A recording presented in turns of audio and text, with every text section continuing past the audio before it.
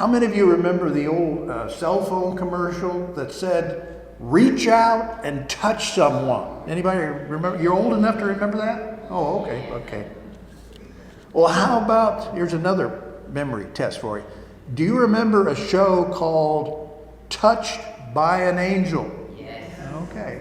And as you know, our friend Ross Judson was connected with the producer of that show and the music involved. Yeah, so reach out and touch someone. Touched by an angel. Here's the question. How would you like to have God touch you? You like to have God reach out and touch you? Amen. Yes. Well, how could that happen? Well, we're going to find the answer to that question today as we look at the Gospel of Mark, chapter 5, verses 21 through 43. And this is the account of Jesus healing a sick woman and raising a young girl from the dead. So let's start in Mark chapter 5 and verse 21. Mark 5, verse 21. When Jesus had again crossed over by boat to the other side of the lake. Now, if you remember last week, and I know that was 7 days ago, so it's kind of tough. But if you remember last week, Jesus had been teaching parables while sitting in a boat just off the shore of the Sea of Galilee, or the lake actually, near Capernaum. And so after teaching all day, they got in the boat, and he said, we're going to go across to the other side of the lake. And that meant going from the northwest side, where Capernaum was located, across the northern section of the lake to the east. Now, the east side of the Sea of Galilee was Gentile area. And in the Gospel of Mark, he encounters demons, people in tombs. Now he has cast out those demons, and he is rowing or sailing back across the lake from the east side back toward Capernaum. And this would be the Jewish area of Galilee at that time. So when Jesus had crossed over by boat to the other side of the lake, a large crowd gathered around. Literally, the Greek says on top of him, which is kind of it. If you can't imagine, I don't think we do often, but there were thousands of people who followed Jesus. And they, as we would say today in the vernacular, they all wanted a piece of it. Because, I mean, this man can make bread. This man can make fish. This man can heal cancer. We want to reach out and touch him. I mean, we've got to hear this guy. We've got to be near this man. And thousands thronged around him till he could hardly even have time to eat or do anything all day long from the crowds. So a large crowd gathered around him while he was by the lake. Verse 22, then one of the synagogue leaders named Jairus. Now, what's a synagogue leader? Not a rabbi, but this was what we might call today the CFO, the chief financial officer, the manager, the president of the synagogue, often a volunteer position, so it took a man of wealth. And he usually was elected, so that meant he was well known in the community. But he basically ran the affairs of the local synagogue, took care of the building, the grounds, paying the bills, managing the finances, and pretty much running the thing. So then one of the synagogue leaders named Jairus came, and when he saw Jesus, he fell at his feet. Now you got to realize this man was undoubtedly very well known in the city. He was prosperous. He was an elected official. He was well known, well respected, and he comes to Jesus and falls at his feet. In fact, the word proskuneo, literally we might transliterate it in English as to prostrate oneself in front, to throw yourself down in front of. And it's often translated in the English as the word worship. So that's really what we're talking about here. So this very prominent man in the community threw himself down at the feet of Jesus. He pleaded earnestly with him, or as the Greek verb tense is, he kept on. He kept on imploring him. He pleaded earnestly with him, my little daughter. And that's a diminutive phrase in Greek, more of a term of affection than size. But my little daughter is dying. The word there in Greek is kind of interesting too. It's from the Greek eschaton. Anybody here ever heard of eschatology? Okay, a few of you have. Eschatology, it's the study of last things. In other words, the end times. But it's that key word there, eschaton, the end. And what he says about his daughter is she's at the end. This is the end of her. And the translators have decided to go with she's dying. Well, what he's really saying is she's pretty much dead. Please come and put your hands on her. What's with that? Put your hands on her. Why put your hands on her? Well, as a Jewish leader, he was well aware of the traditional Jewish practice going way back in the Jewish scriptures to the ceremony known as the laying on of hands. And the laying on of hands was a very important part of the Jewish culture. And they realized that this could only be done by an agent of God, an agent of God's power. And they were asking this agent to transfer some of God's power onto the person touched. So we have here the importance of touch. 6 times in this story today, these just a few verses, we're going to encounter touching and the importance of the touch. Now, isn't it sad that today, in light of our pandemic, that we're not able to reach out and touch each other like we might want to? Very appropriate touching, shaking hands, hugging, slap on the back, an embrace. Now, we've been refraining from doing all of that, and that's really sad because touching is a very important thing biblically and in our human experience. And I'm sure you've read all the stories about the importance of a newborn baby being able to feel the touch of its mother and how critical that is in a human being's life. Touch is so important. So 6 times in our story today, we're going to talk about touching. There are 40 references in the law of Moses that regulate touch. Can you believe that? They got laws that regulate touch. The overriding principle of all of those laws is a matter of purity. But 40 references in the law of Moses regulating touch, primarily concerned with purity. 1, touching the impure conveys impurity to the one doing the touching. Now we see that with the virus. You touch someone who has the virus, you get the virus. But according to the law of Moses, if you touched a dead body, if you touched a Gentile, if you touched a woman who was menstruating, you were defiled, you were unclean, you were impure, and there were all kinds of regulations you had to go through to get cleansed.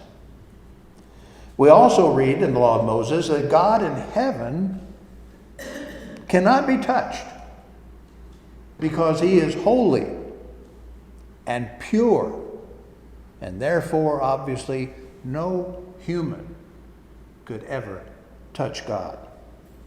However, we read in the law of Moses that some objects were designated by God to convey his holiness and his purity to the one who touches them. For example, in Exodus 29:37, it says, "Whoever touches the altar shall be made holy." Wow. Why? Well, because the altar was a physical representation, a physical manifestation of the presence of God. So if you touched the altar, you were holy. In the Old Testament, we read about angels touching people and making them pure. Isaiah, for example. We read about the prophets touching people, even their bones on occasion touching people, and they became pure, they became holy. So, and we find that God's power is experienced through the ceremony in the Hebrew Scriptures of the laying on of hands.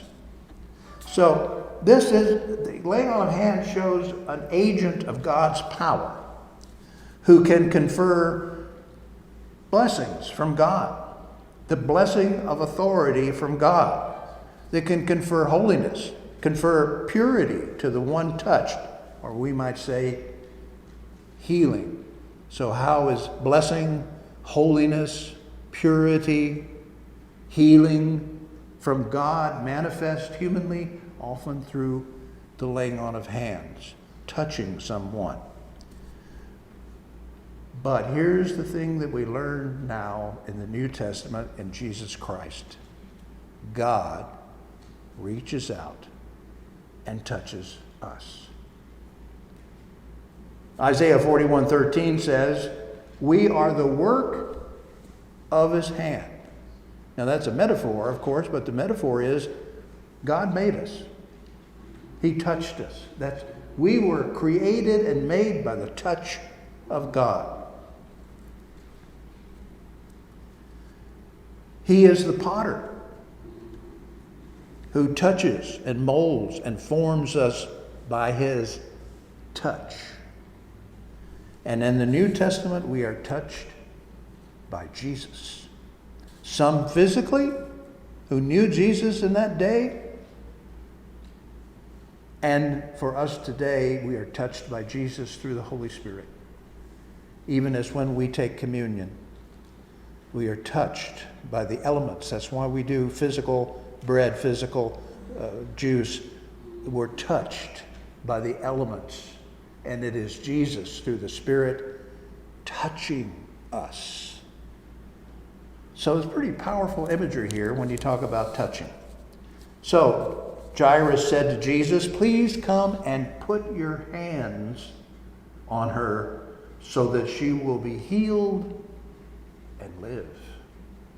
And interestingly, as so often is the case in the New Testament, the word chosen for healed is the same Greek word for saved. There are other Greek words for healing, but the most popular one in the New Testament is healing is a metaphor for salvation, being saved.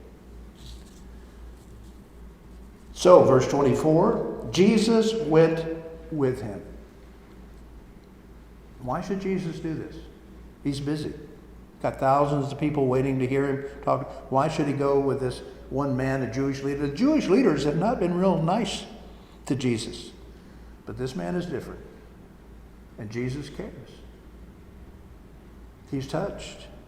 He's moved with compassion. He wants to be of help. So he goes with the man. Jesus went with him. And, of course, a large crowd followed. Jesus could not get away from these people. Everywhere he went, they were just pressing all around him. A large crowd followed and pressed around him. Verse 25, and a woman was there who had been subject to bleeding for 12 years. Several interesting things to note. One, she was by herself. Now, we don't think much of that today, but in that culture, a woman by herself in a crowd, inappropriate. She did not have a male sponsor. What was she doing there without a man? Kind of uppity, don't you think? Who is this woman? And how dare she come out here without a male? Oh, I hate wearing these beards. Why aren't women allowed to go to stonings, Mum? It's written, that's why. Beard, madam. Oh, Luke, I haven't got time to go to no stonings. Blasphemy! He said it again! Did you hear him?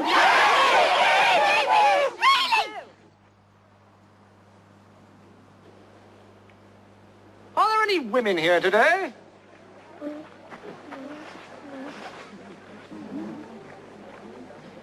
Very well. She had been subject to bleeding. The literal Greek is a flow of blood here, a flow of blood. We might say today, she'd been hemorrhaging. Not just losing a little blood, but hemorrhaging for 12 years. Now, we assume that would be some menstrual dysfunction. It could have been cysts, it could have been cancer. We don't know, but the implication here is that it was probably a menstrual dysfunction that it caused her to hemorrhage for 12 years. I want you to take note of the period of time. Mark says it was 12 years. There's going to be a reason that he includes that fact. She had suffered a great deal under the care of many doctors. Amen. Hallelujah. I testify to that. Look, am I paying for this personal abuse or is it extra? No, all part of the service. I think you're in luck, though. An extraordinary new cure has just been developed for exactly this kind of sordid problem. It wouldn't have anything to do with leeches, would it? I had no idea you were a medical man. I've never had anything you doctors didn't try to cure with leeches. A leech on my ear for earache, a leech on my bottom for constipation. They're marvelous, aren't they? Well, the bottom one wasn't. I just sat down and squashed it. Now, I'm sure they were trying to help her. But the medicine in those days was, if I may say, even worse than it is today. And they tried all kinds of bizarre cures and things, which probably made her worse rather than better. But for 12 years, she'd been going to one doctor after another seeking help and only got worse. Now, what does that tell you? For 12 years, this woman had been going to many doctors. I would guess, though Mark doesn't say, but the implication is here, she started out wealthy.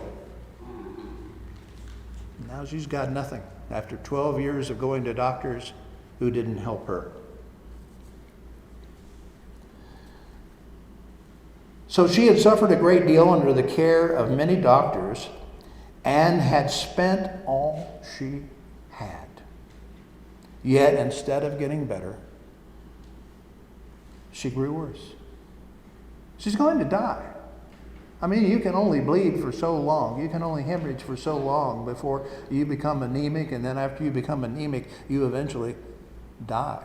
This woman was on her way toward death, as well as as you can imagine, the embarrassment and the shame, and under Jewish law, impurity. Now, do you understand that this woman coming out in public like this was a violation of the law? She was breaking the law of Moses. She was coming out in public with an impurity, with a flow of blood. So not only was she impure, do you understand that everyone in the crowd she touched was impure. She was spreading impurity like a pandemic through the crowd. If anybody had known that, she would have been arrested. Who knows, perhaps even executed for this violation of the law.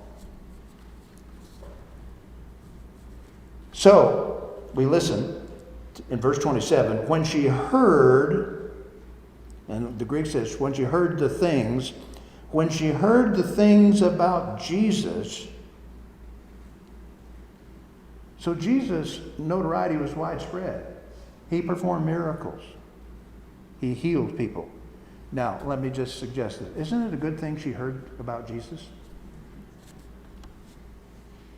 You know anybody who hasn't? You better tell them. We need to tell people about Jesus. They need to hear, because they just might have a problem that they might be healed of if they know Jesus. So she heard about the things that Jesus did. So she came up behind him. Well, of course she came up behind him. She had to sneak up on him. I mean, she wasn't even supposed to be there. She was breaking the law. So you can imagine her kind of furtively working her way through the crowd and just trying to get close enough to touch him. Because she knew all that we have said about touch. Just all I need is a touch from the agent of God. So she came up behind him in the crowd and touched his cloak. Now, the cloaks in those days had tassels on the end of them. It's probably she just came up and reached out and touched a tassel on the cloak of Jesus. Because she thought, literally Greek, she said to herself, if I just touch his clothes, I will be healed. I will be saved. She knew the power of touch. She knew that even if she could just touch the clothing of this agent of God, it would be like God touching her. And perhaps, and she believed that it could happen, she would be healed. Immediately, if you remember one of Mark's favorite words, immediately, her bleeding. Now here I like the Greek much better. It's much more, let's say, graphic.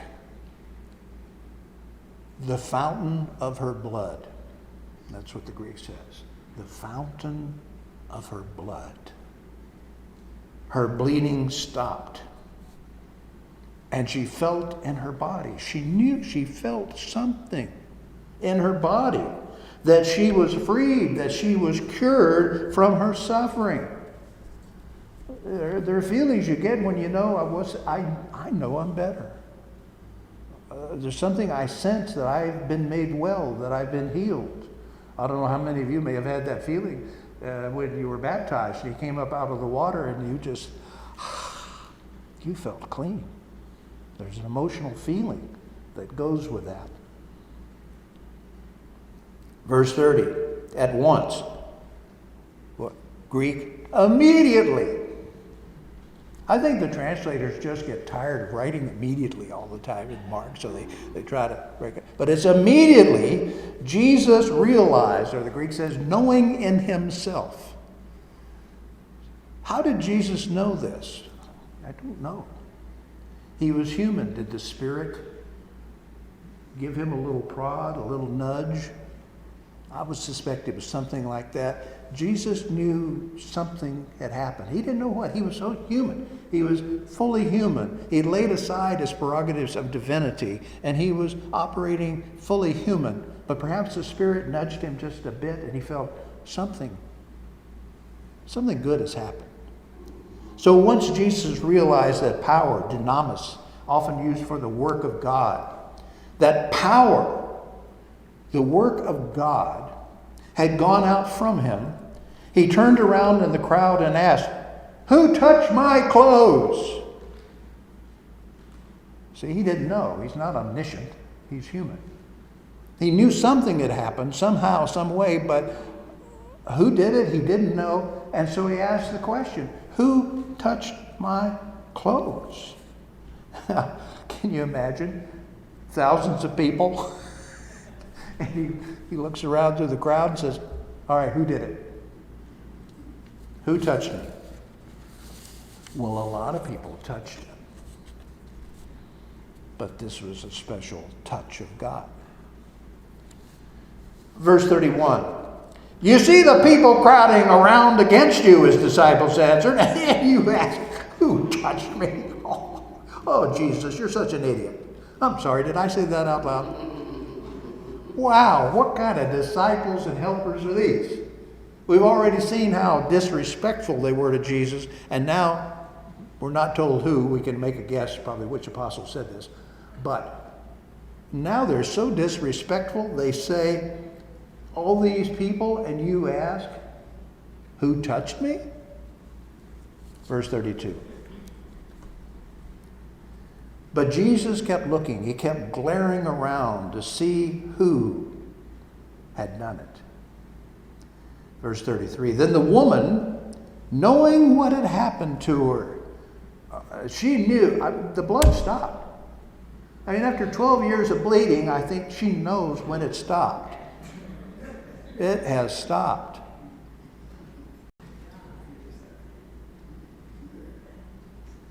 So the woman, knowing what had happened to her, came and fell at his feet. Again, worship. And trembling with fear. Why was she afraid? Well, she had broken the law. She had come there alone without a man. She was impure and she touched people. And now she had touched a rabbi, an agent of God. My goodness, that's breaking the law. So she's scared. She could be, stoned to death for this. She didn't know what would happen to her. So she's very afraid. But listen to this. She told him the whole truth. Something's happened in this woman's life. Do you catch that? She could have said, wasn't me. Not mine.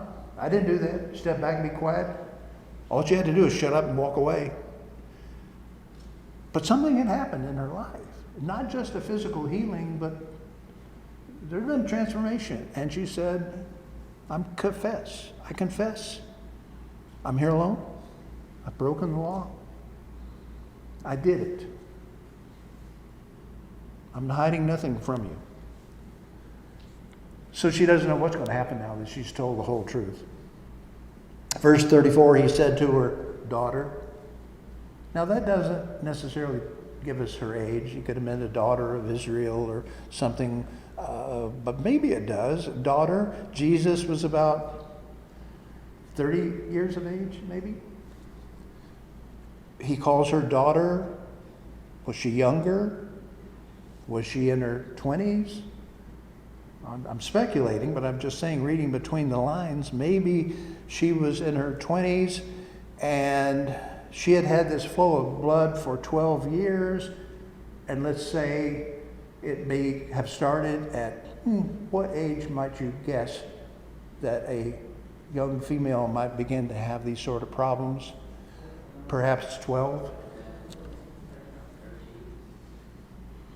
For 12 years. Said she was 12. For 12 years, she's had this flow of blood. Has she been able to get married? No, she's impure. She can't even touch somebody. Having children? No. Begetting life? No. Dying? Yes. For 12 years. Daughter, your faith has healed you. What did he mean by faith? Pistis. And it's belief. It's trust. Now, some people think, I got to get enough faith to be healed. I got to get enough faith to be saved. No, Jesus has your faith. It's the faith of Jesus that saves us. It's the faith of Jesus that heals us. But you've got to believe that. You've got to believe the faith is Jesus. So it is belief and it is trust. She was there because she believed and trusted that Jesus could do something, that he was an agent of God. And as an agent of God, if she could just touch his clothing, something would happen to her. And if she hadn't believed that and hadn't trusted in that, this would not have happened. So Jesus says to her, your faith has healed you. Go in peace. And Jesus undoubtedly said this to her in Aramaic, shalom, which means more than peace. It means in wholeness, in completeness, and in harmony with God. Shalom. And be freed from your suffering. Verse 35.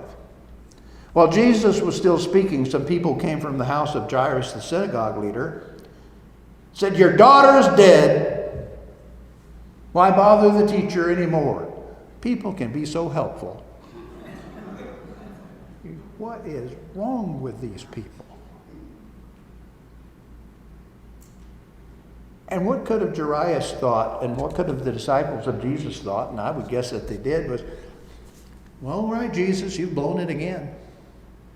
You can't be counted on. You're not reliable. You're not trustworthy.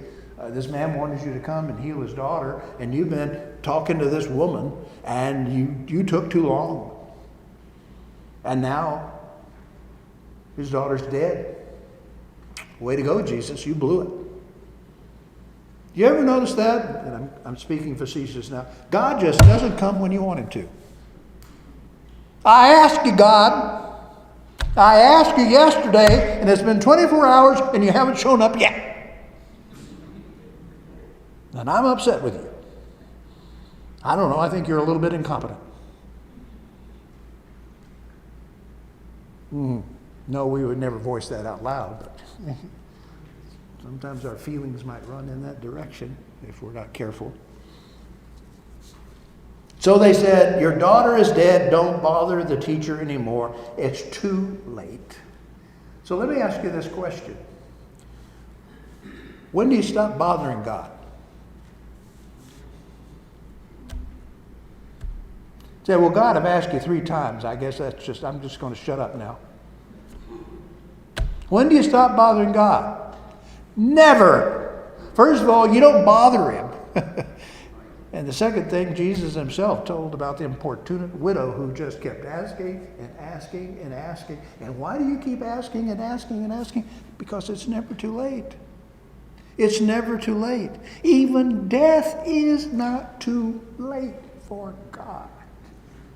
Now, God may not hop to at our command. He may not come when we want him to come. And he may not come in the way that we want him to. But he will come.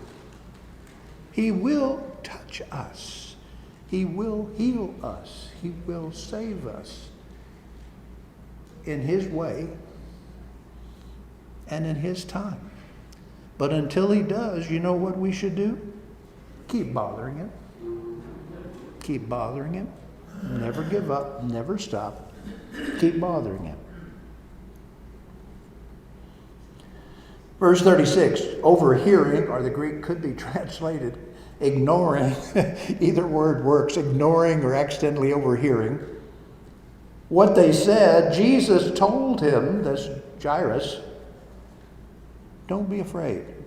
360 times in the New Testament we're told, don't be afraid. I think maybe it's 365, once for every day of the year. Don't be afraid. Fear not. Don't be afraid. Just believe. Again, just like the woman, trust. Trust me. Believe me. Believe me that what I'm saying is what I will do. Trust in me. Verse 37. Jesus did not let anyone follow him except Peter, James, and John, the brother of James. So here we have the inner circle. When they came to the home of the synagogue leader, Jesus saw a commotion with people crying and wailing loudly. You know who these were? Professional mourners. They were hired. And being a wealthy man, the president of the synagogue could afford to hire a lot. Jewish law required that upon a death, 2 flutists, or flautists if you prefer, but 2 people playing the flute and 1 woman screaming and crying and singing were required by law, no matter how poor you were. Now, if you had more money, you'd hire a whole entourage of people who would be playing music and screaming and crying out and creating quite a commotion, and they were hired to do this. So that's what he runs into. So Jesus saw a commotion with people crying and wailing loudly. He went in. Where did he go into? Well, chances are, since this was a wealthy man, it was his courtyard on the outside of his home. So he went in, I'm going to guess, to the courtyard and said to them, why all this commotion and wailing?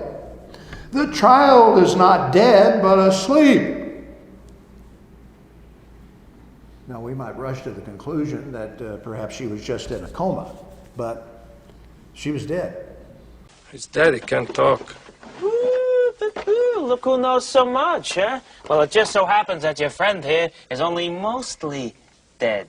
There's a big difference between mostly dead and all dead. Please open his mouth. Now, mostly dead is slightly alive. Now, Jesus is here using a common metaphor of sleep and death. Now, why did he say she's not dead, she's asleep? Well, because to Jesus, death is not permanent. Death is like sleep in the sense that it's not permanent. Death only lasts a while. Boy, isn't that difficult for us to get our physical minds around? That death is not that big a threat anymore. Not that it's good, it's horrible. And it stings, and it's painful, and it's to be avoided. But for a Christian, it's temporary. You know the joke about the atheist? You know, the guy who doesn't believe in God, and he's all laid out in his casket at his funeral, and one of the mourners says he's an atheist, all dressed up, and nowhere to go. But the point is, we have a place to go, because we're going to be forever touched by God. And death is only temporary. And so Jesus says, this girl's not dead in the sense of you think of death. She's dead in the sense that I, Jesus, the Son of God, know death. And let me tell you, thank God, it's temporary. Verse 40, but they laughed at him.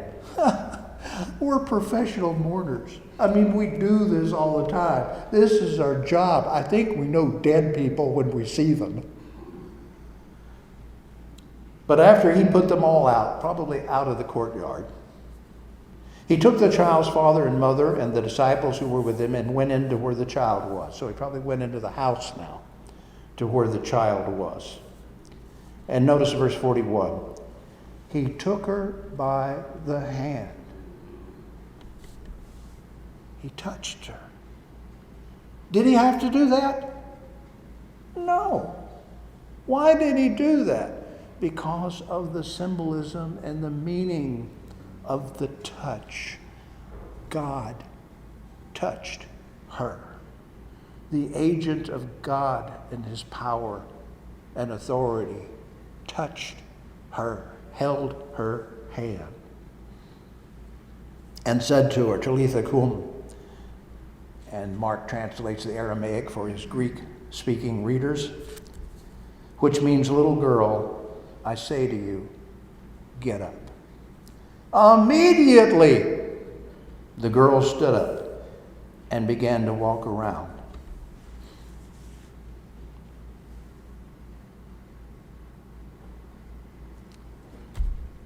She was 12 years old.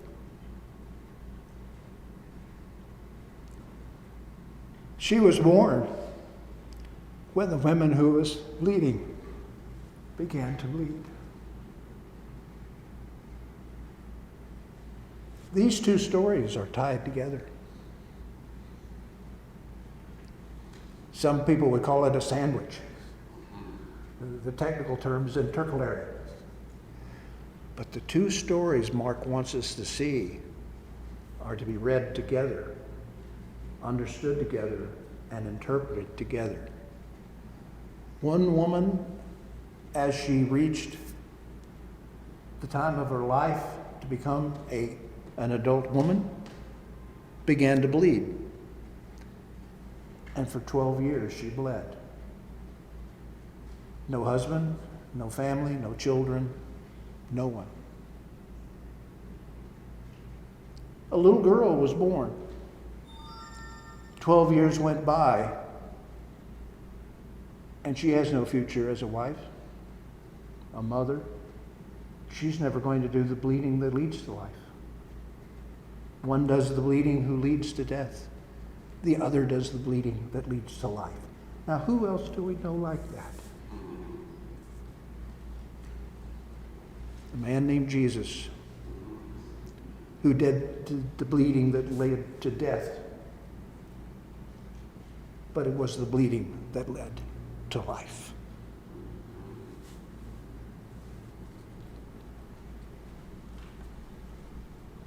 At this, they were completely astonished, the parents, the disciples. But he gave strict orders not to let anyone know about this, and told them, give her something to eat.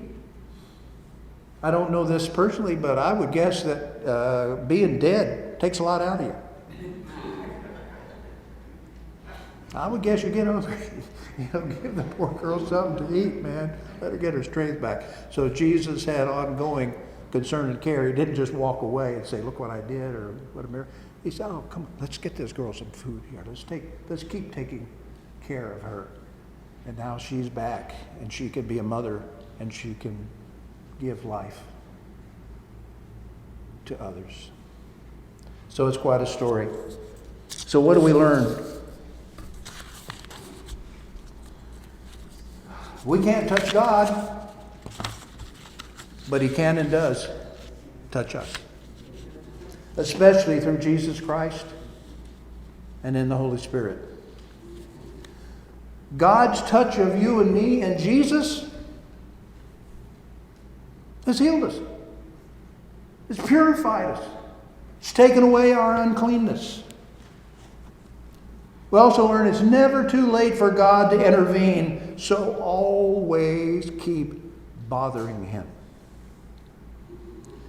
But know he will always be there, but he will be there in his time and in his way. Not necessarily the time or the way we would prefer, but he will be there. His touch never fails to heal and to save. Much of what we've said here today is summed up well in a writing by Jane Marczewski. Her stage name is Nightbird.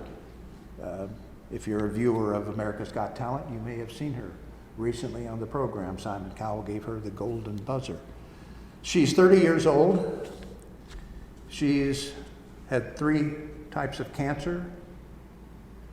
She's currently dying, and they've given her a 2% chance to survive. And so here she is. You can see her on YouTube. She's been on America's Got Talent, and she sings. And her songs carry a message of hope in spite of what she's going through. Here's one of her writings. I thought I would just read it to you and understand her situation and how she writes. After the doctor told me I was dying, and after the man I married said that he didn't love me anymore,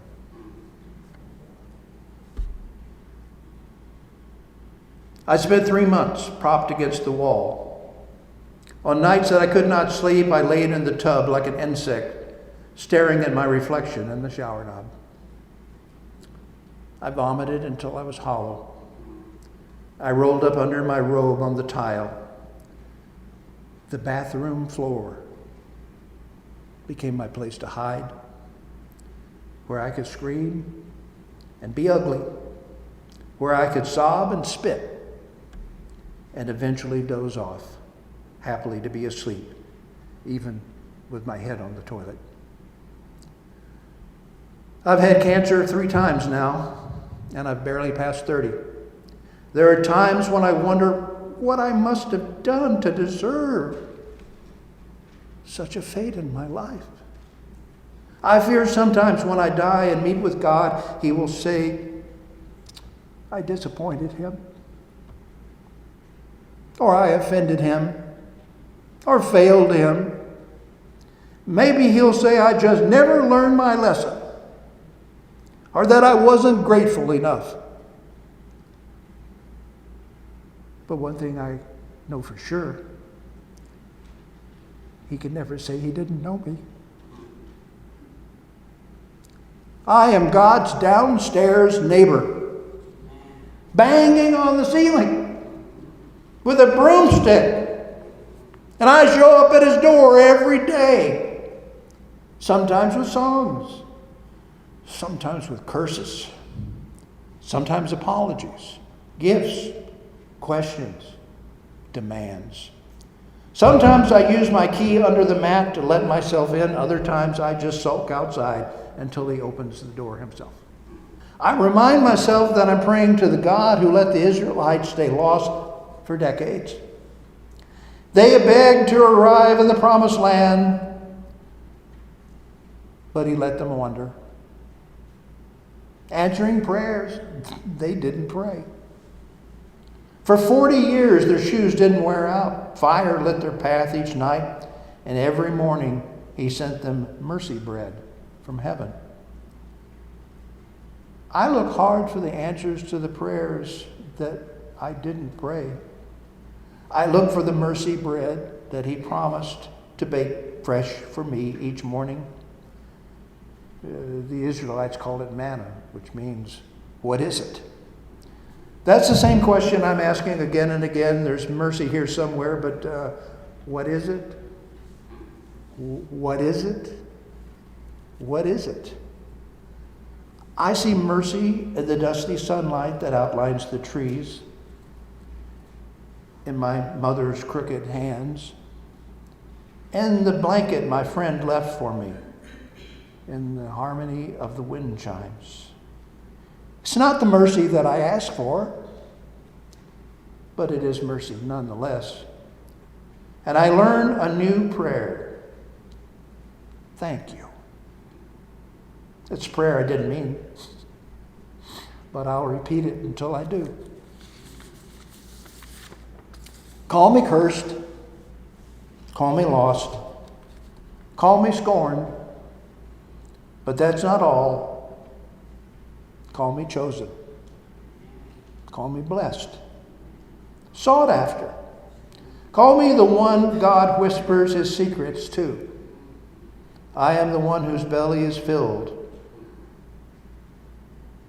with loaves of mercy that had been hidden to me. Even on days when I'm not so sick, sometimes I go lie down on the mat again in the bathroom. In the afternoon light, I listen for him. I know it sounds crazy and I can't really explain it, but God is there. God is in my bathroom, even now. I have heard it said that some people can't see God because they don't look low enough. Low enough. And it's true. If you can't see him, if you can't see God, look lower. He's down on the bathroom floor.